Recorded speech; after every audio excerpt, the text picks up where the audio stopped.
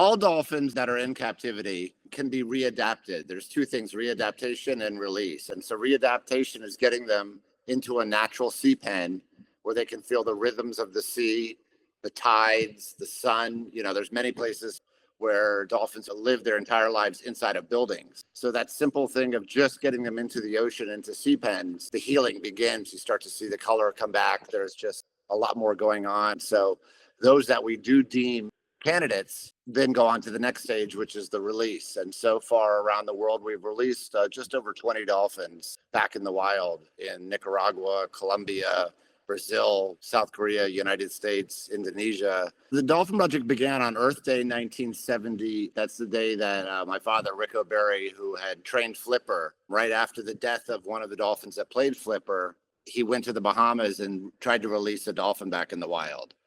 And from that moment forward, he realized that he wanted to spend the rest of his life trying to undo the damage that he felt that he did by being part of Flipper and the genesis of the dolphin abusement industry. Dolphins are a large-brained, highly gregarious marine mammal. Essentially, they're sonic creatures. They live in a world of sound. And so when you put them in a concrete chlorinated box, you basically take away everything from them. Certain species of dolphin, like the orca, which is the largest dolphin, they swim up to 100 miles a day in a straight line.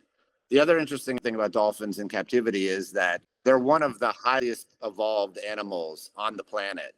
And yet they're one of the last animals in captivity that have to perform 3 times a day, 7 days a week, 365 days a year until they die. And there is no place for them to retire and give them the respect that they deserve. And so we're hoping to take the model of what we've done here in Bali and expand that into North America and into Europe, because we're starting to see, especially in Europe, a lot of countries are outlawing dolphin captivity, and there'll be a necessity to take these dolphins and retire them. Part of it is making it part of pop culture through documentaries like The Cove or Blackfish. That's helped sway public opinion.